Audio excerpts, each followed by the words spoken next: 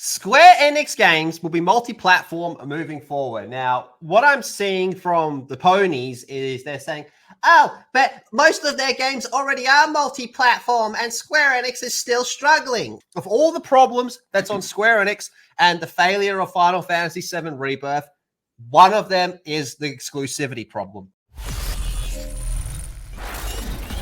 Let's roll. Square Enix has announced its financial earnings call. They'll be releasing its games as multi-platform moving forward rather than exclusivity to one console. The group will aggressively pursue a multi-platform strategy that includes Nintendo platforms, PlayStation, Xbox, and PCs, especially in regards to major franchises and AAA titles, including catalog titles, that will be built in an environment with more customers to enjoy more titles. They're talking about Final Fantasy. Just say fucking Final Fantasy. So, under the same changes to the strategy as outlined in the publisher's shift from quantity to quality. Well, that's yet to be fucking seen, isn't it? No, you can't get either.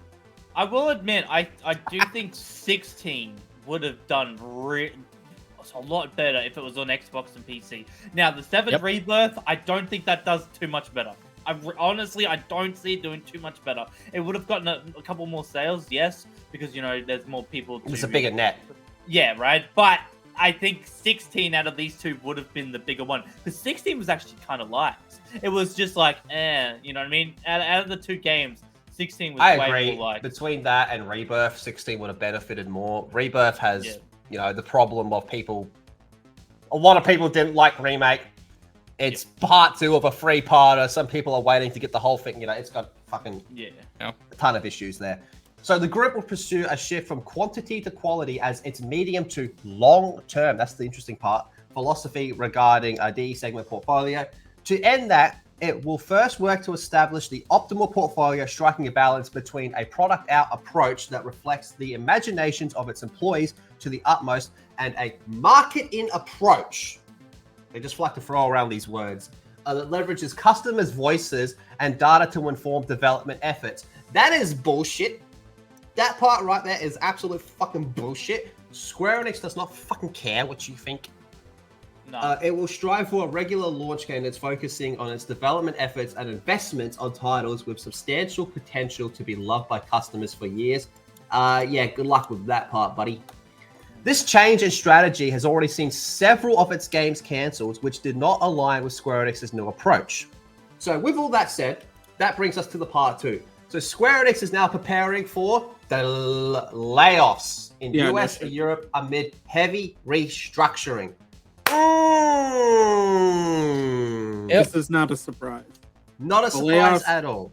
The layoffs are not a surprise. So this right here is exactly where they say, specifically in the financial report, that yes, they're opening up to everything. They're not just going to do the shit with Sony, right? That they've done with like Final Fantasy, especially. So this is basically them saying, this is our game plan going forward. Because they want to get more money. That's why. Now, why do they need more money? Let's look at this. This is their net cash. This is all in millions of yen. We want the numbers, Mason. That's all we've ever wanted. See this number here at the bottom? It was 223 million yen this year, which, like, it's a bit up, but the problem is it's not up and up. Yeah. Last year was down. This year was up because of a couple different things here. If you look at it, look at that. Their crypto assets, though. Remember we talked all about their crypto and NFT shit? That's down. That's down significantly. Almost over 1,000. Yeah, this is about like $2 million net profit. Yeah. They lost. That's not good. In millions of yen, they lost 1 billion yen into crypto. Wow. Yeesh. Now they've been able to make up for a lot. Now again, yen is more inflated currency. So again, we're talking millions of dollars here. You can either say it looks worse than it is, or when you realize what these number amounts are, it's not good either way. This is the Japanese stock market posting for Square Enix. If you look today, it was in the tank. 5-day, see, this is where it was bad because there was rumors about how bad this was going to be. And then as more and more rumors come out, you see those dips. I think we're gonna see this drop. We're gonna see this drop as soon as the stock market opens. A company announcing layoffs, their stock is gonna drop. People are gonna start selling. There's also this. Square Enix profits were down 70% almost. Yeah. Yeah, because their expenses were higher. Mm-hmm. That's the thing. They brought in more money, but because they canceled They a bunch spent of games, fuckload more as well. Yeah. yeah, they canceled 7 fucking games. They put a lot of That's money wild. into those games, right? Especially if we look at what those are. One of them could have been a Final Fantasy game. One of them could have been Forspoken 2. So the amount of money they're putting into those games is so much, and you're not getting that money. You're not getting all that money back. You may be able to get some in tax write-offs, but not enough to really warrant it, especially if they're pretty far along in development. Yeah. Again, so also the stock price. It says like 6,000 yen. That's $40. A relatively good stock price for, I would say, a smaller gaming company. I would say at this point, quality-wise, Capcom's bigger. But if you look here on the side, Capcom's trading at way less. That's weird because they've fucking broke their own records. They did, yeah. But we have to look, like, if we go and look at the history here with Capcom, let's look at like 6 months and see what happens, right? They peak and then they're coming down.